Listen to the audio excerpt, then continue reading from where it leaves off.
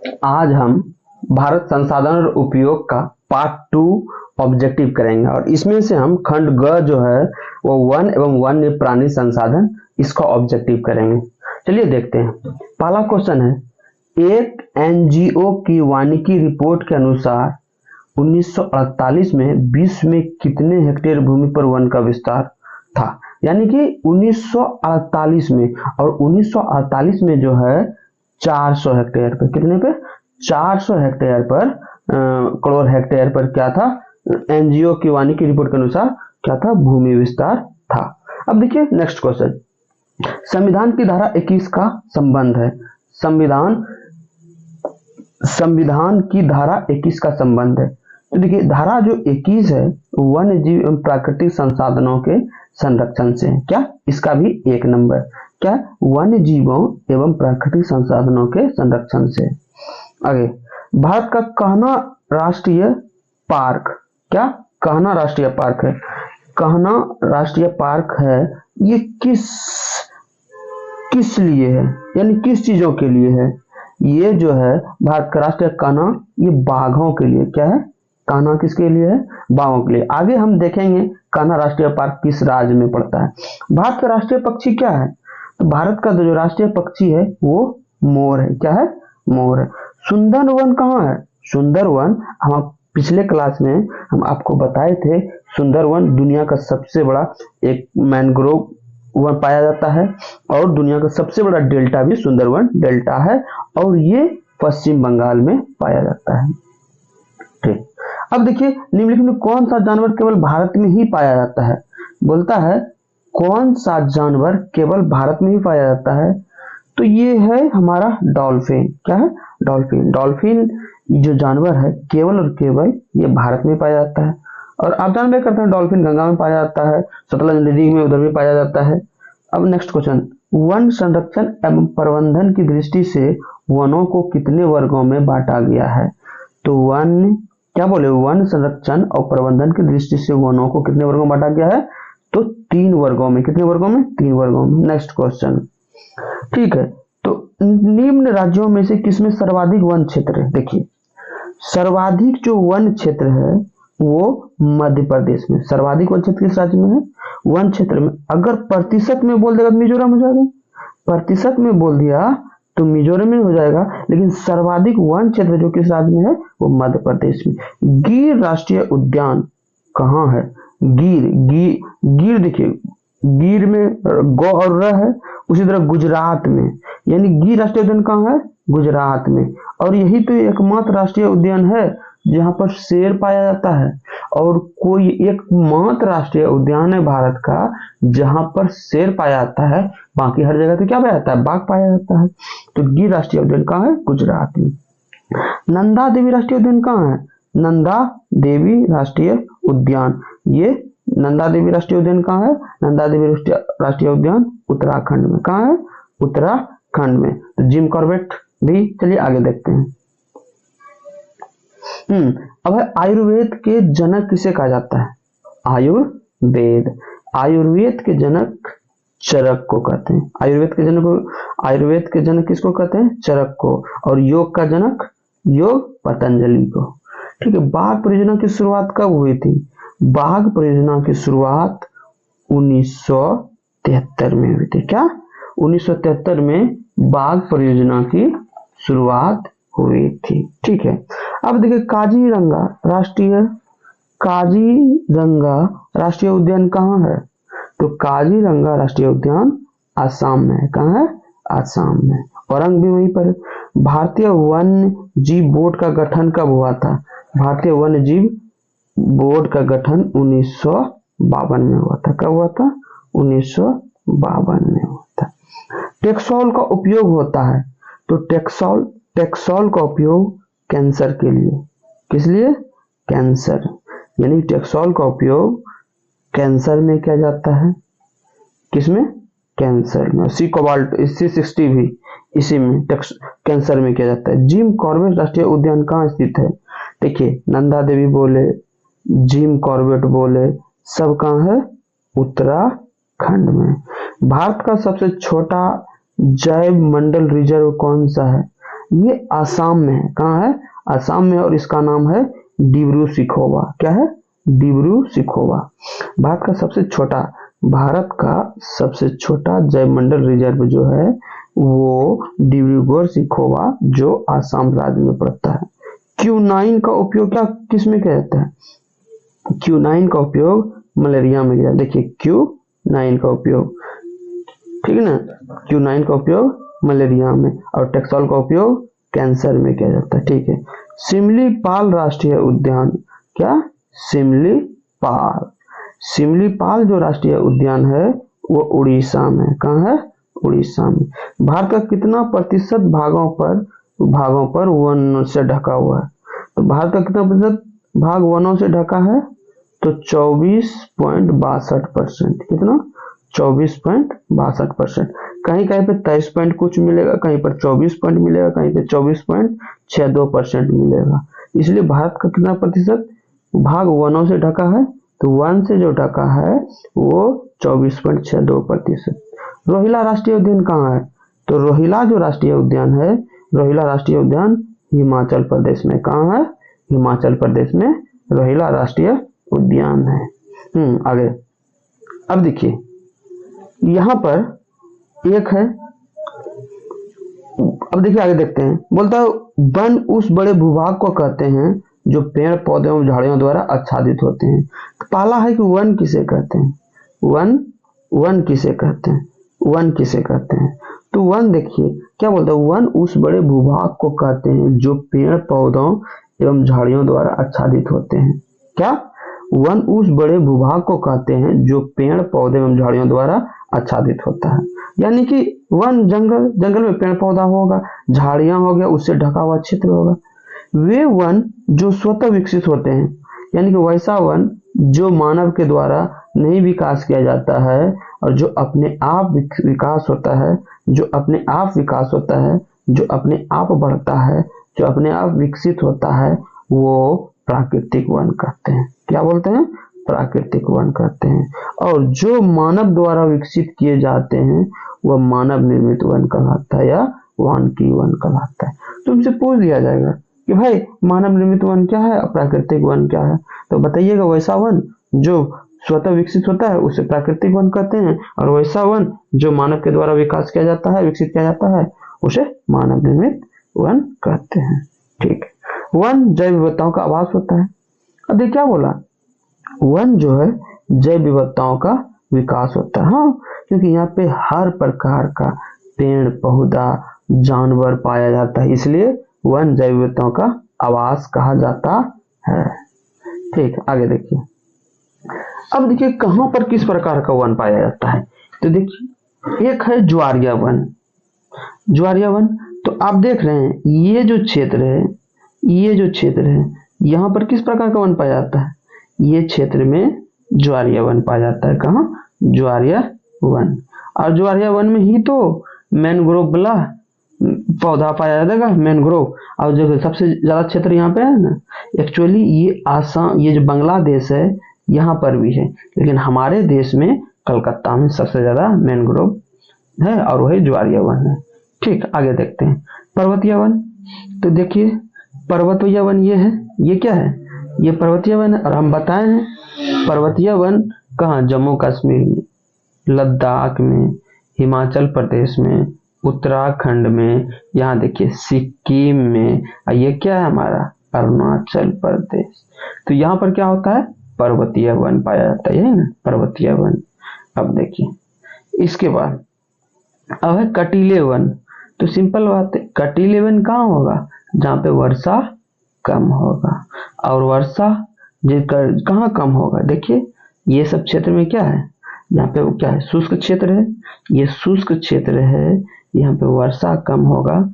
ये क्या है? कटीले क्षेत्र, कटीले वन पाया जाएगा।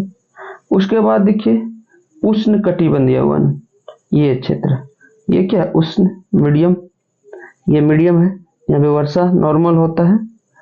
ठीक, अब देखिए आगे बढ़ते हैं। अब देखिए सुरक्षित वन कितना है? तो सुरक्षित वन 55%। सुरक्षित वन जो है, सुरक्षित वन कितना है? 55% है सुरक्षित वन। उसके बाद संरक्षित वन और सुरक्षित वन कितना है 28%। संरक्षित वन मतलब क्या, सरकार के द्वारा कंट्रोल में है। सुरक्षित वन है 28% और अवगिकृत वन है 17%। ठीक, नेक्स्ट। अब देखिए जो उधर ऑब्जेक्टिव में आ रहा है वो यही आ रहा है, यहीं से राष्ट्रीय उद्यान और अभ्यारण्य। तो देखिए पहला है मध्य प्रदेश। ये जो मध्य प्रदेश है, जो मध्य प्रदेश है पहला, तो मध्य प्रदेश में कौन कौन सा अभ्यारण्य है? तो याद रखिएगा, देखिए याद रखिएगा, बांधवगढ़, फासिल, कान्हा, माधव, पन्ना, पेंच, सतपुड़ा, संजय डुगरी। ठीक, याद रहेगा। क्या क्या बोले, बांधवगढ़ मध्य प्रदेश में कौन सा अभ्यारण्य है? बांधवगढ़, फासिल, कान्हा, माधव, पन्ना, पेंच, सतपुड़ा, संजय डुगरी। कौन कौन? बांधवगढ़, फासिल, कान्हा, माधव, पन्ना, पेंच, सतपुड़ा, संजय डुगरी। तो मध्य प्रदेश में जो राष्ट्रीय उद्यान है वो बांधवगढ़ है, फासिल है, कान्हा है, माधव है, पन्ना है, पेंच है, सतपुड़ा है और संजय डुगरी। आगे देखिए कर्नाटक। कर्नाटक में, तो कर्नाटक में जो है, कर्नाटक में देखिए एक है संत गांधी। कौन सा है? गांधी, बांदीपुर, भद्रा, डांडेली, शरावती। तो याद रखिएगा कर्नाटक जैसे शब्द आएगा तो गांधी, क्या रखिएगा? गांधी बंदर, गांधी बंदर, भद्रा, डांडाली, शरावती। गांधी जी शरावती नदी पर गए भात लेके बंदर को पकड़ने डंडा से। याद रखिएगा गांधी जी। ठीक है, आगे बढ़ते हैं। राजस्थान।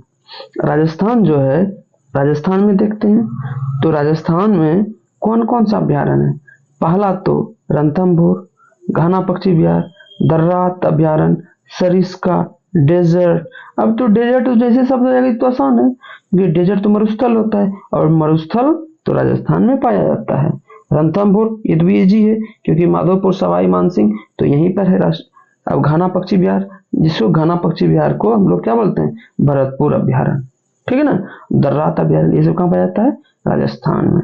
अब देखिए, अब जो नेक्स्ट है वो आंध्र प्रदेश में। आंध्र प्रदेश में कावला, मल्लापट्टी, किन्नर सानी। ऐसे याद रखिएगा, कावला, किन्नर सानी, मल्लापट्टी। ठीक है ना। मल्लापट्टी गए कावला किससे मिलने? किन्नर सानी से। मल्लापट्टी गए कावला किन्नर सानी से मिलने। मल्लापट्टी कहाँ है? मल्लापट्टी आंध्र प्रदेश में। ठीक है। अब देखिए केरल। कहाँ? केरल। तो केरल जो है, केरल में परम्बिकुलम वन्यजीव अभयारण्य। क्या है? परम्बिकुलम, पेरियार और विनायार्ड। अब देखिए ये जो विनायार्ड है, राहुल गांधी वहीं से खड़े हुए थे ना आपके चुनाव में। वायनाड वह है तो यहाँ पे विनायार्ड है, ऐसे वायनाड से खड़ा हुए थे। ठीक है। परम्बिकुलम, पेरियार, और पेरियार नदी कहाँ है? केरल में। पेरियार नदी भी है, पेरियार राष्ट्रीय उद्यान भी है। अब पेरियार एकमात्र नदी है जो एक नहीं और नदी है, लेकिन पेरियार नदी जो है वो अरेबियन सी में गिरता है उसका। ठीक है। परम्बिकुलम, पेरियार और वायनाड कहाँ है? केरल में। अब आगे देखिए उत्तराखंड। देखिए उत्तराखंड में देखिए कॉर्बेट, नंदा देवी, केदारनाथ, चीला। क्या क्या याद रहेगा?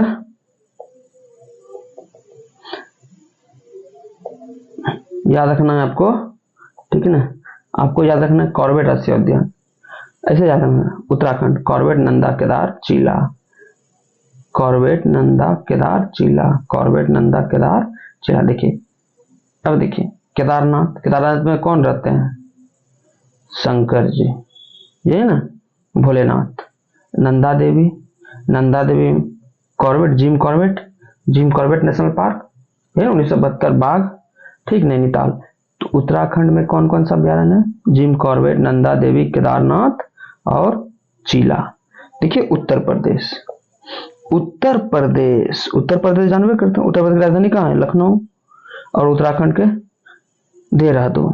तो उत्तर प्रदेश में दुधवा राष्ट्रीय उद्यान, दुधवा राष्ट्रीय उद्यान और चंद्रप्रभा। भाई योगी जी तो ऐसे ही हैं। और जानबे करते हैं दूध का उत्पादन कहाँ होता है ज्यादा? उत्तर प्रदेश में होता है।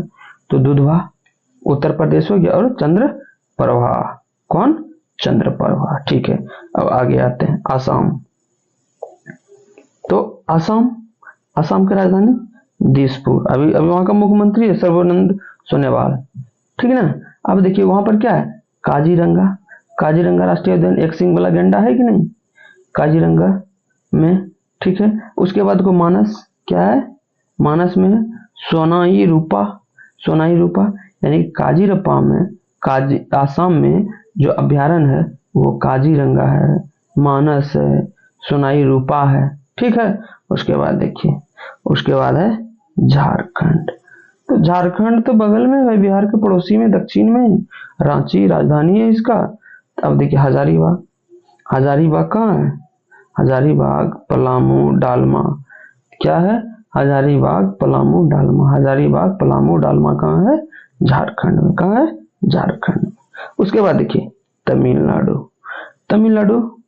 तमिलनाडु का अन्नामलाई, गुंडी, मुदुमलाई, अन्नामलाई, मुदुमलाई, गुंडी आई अन्नामलाई और मुदुमलाई से मिलने, ठीक है ना। गुंडी ऐसे याद रखिए, गुंडी, अन्नामलाई, मुदुमलाई। सिंपल बात है। लाई जो राष्ट्र में शब्द आएगा तमिलनाडु, ठीक है। और एक बचा गुंडी, तो गुंडी लगा दीजिएगा, ठीक है ना। अब देखिए महाराष्ट्र में क्या है? देखिए बोरीवली अभ्यारण्य है। हमको लगता है ये अभ्यारण्य तो होगा, लेकिन जो है ना इसमें पता नहीं पाया जाता होगा नहीं जानवर, यहाँ तो पूरा टूरिस्ट प्लेस बना दिया है।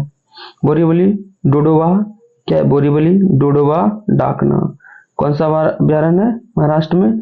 बोरीवली डोडोवा डाकना, ठीक है। अब आते हैं गुजरात। कहाँ? गुजरात की राजधानी गांधीनगर।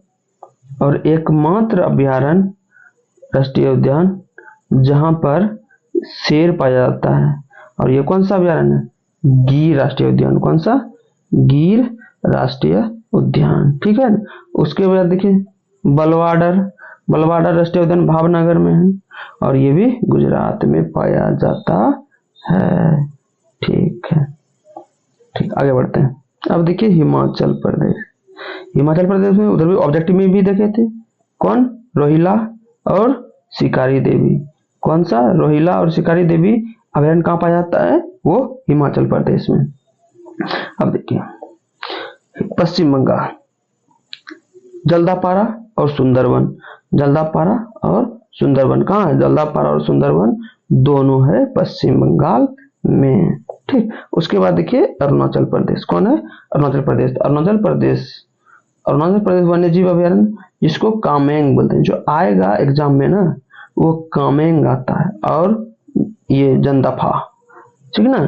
कामेंग और जंदफा अभ्यारण्य कहाँ है? ये है अरुणाचल प्रदेश में, ठीक। अब देखिए छत्तीसगढ़ जो अभ्यारण्य है, वो इंद्रावती, क्या? इंद्रावती, कांकेर, कुटरू, उदयंती, तामोर, ये तीनों छत्तीसगढ़ में पाया जाता है, ठीक है। उसके बाद देखिए जम्मू कश्मीर में दीनगांव राष्ट्रीय उद्यान है। कौन है? दीनगांव राष्ट्रीय उद्यान। और बाकी जो था उधर ऑब्जेक्टिव में कर चुके थे। अब देखिए सिक्किम जो है, ये राज्य जो है 3 देशों से घिरा हुआ है। पहला तो भूटान से, चाइना से, नेपाल से। तो यहाँ पे एकमात्र राष्ट्रीय उद्यान कंचनजंगा है, और कंचनजंगा बहुत ऊंचा पे राष्ट्रीय उद्यान है सिक्किम, ठीक है। अब आते हैं मिजोरम में जो राष्ट्रीय उद्यान है वो डम्फा। कौन सा? याद रखिए डम्फा। मिजोरम गए भाई डम्फा लेने। कहाँ गए? मिजोरम। क्या लाने? डम्फा लाने। उसके बाद देखो एक बच्चा है नागालैंड। कहाँ? नागालैंड, और नागालैंड की राजधानी क्या है? कोहिमा। तो नागालैंड में ये इटेंगी, क्या इटेंगी अभ्यारण्य कहाँ है? नागालैंड में है। अब देखिए चिपको आंदोलन, अगर वन के बारे में पढ़ रहे हैं तो चिपको आंदोलन बहुत मायने रखता है। इसलिए उत्तर प्रदेश, देखिए क्या है भाई, चिपको आंदोलन के बारे में थोड़ा देख लेते हैं। उत्तर प्रदेश के टिहरी गढ़वाल पर्वतीय जिले में सुंदरलाल बहुगुणा के नेतृत्व में, ठीक है ना, अनपढ़ जनजातियों द्वारा 1972 में यह आंदोलन प्रारंभ हुआ। सबसे पहले पूछा जाएगा कि चिपको आंदोलन कहाँ स्टार्ट हुआ? उत्तर प्रदेश में। कौन सा जिला? टिहरी गढ़वाल में। किसने स्टार्ट किया था? सुंदरलाल बहुगुणा। उसके साथ और भी लोग थे, लेकिन सुंदरलाल बहुगुणा के द्वारा, उनके नेतृत्व में चिपको आंदोलन स्टार्ट किया था। कब किया गया था? 1972 में। क्यों किया गया था? क्योंकि इसके जो स्थानीय गांव थे वहां पर ठेकेदारों ने क्या करने लगा था? पेड़ पौधों को काटने लगा था। तो ये लोग आके क्या किए?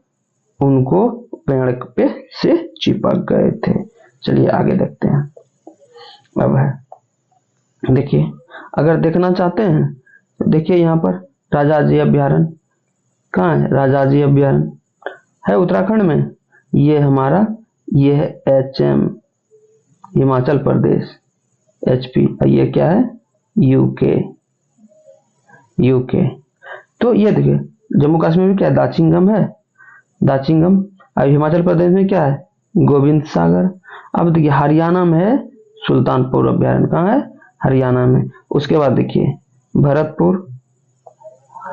भरतपुर, घाना, सरिस्का, रणथंभौर, तीनों है राजस्थान में। कहाँ है? राजस्थान में। और देखिए गिर कहाँ है? गिर है गुजरात में। कहाँ है? गुजरात में। उसके बाद देखिए उत्तर प्रदेश में दुधवा और चंद्र प्रभा अभ्यारण्य कहाँ है? ये उत्तर प्रदेश में। बिहार में कौन सा भाई? कांवर। और कांवर जो अभ्यारण्य है वो बेगूसराय जिले में है। कहाँ है? बेगूसराय जिले में है। बाकी उधर देखिए, उसके बाद देखिए ये नामदफा कहाँ है? अरुणाचल प्रदेश में। कहाँ है? अरुणाचल प्रदेश में, ठीक ना। उसके बाद देखिए ये देखिए कंचनजंगा है ना, खांगचेंगजोंगा, कंचनजंगा हम लोग कहते हैं, ठीक। तो ये भी अभ्यारण्य कहाँ है? सिक्किम में है। उसके बाद देखिए, उसके बाद जो हम लोग है यहाँ पे देखिए काजीरंगा अभ्यारण्य, इतांगी तो इधर है, काजीरंगा, मानस, सुनाई रूपाय, जल्दापाड़ा, ये सब कहाँ पड़ता है? ये सब आसाम में पड़ता है, ठीक। अब देखिए यहाँ पे सुंदरवन डेल्टा है, सुंदरवन ये अभ्यारण्य भी है, सुंदरवन डेल्टा भी है, सब यहाँ पे, ठीक ना। उसके बाद देखिए ये देखिए सिमलीपाल चंदंका कहाँ है? ये कौन सा जिला है भाई? कौन सा स्टेट है ये? यही ना। ये देखिए छत्तीसगढ़, ये छत्तीसगढ़ और ये उड़ीसा, ठीक। तो आज यहीं तक।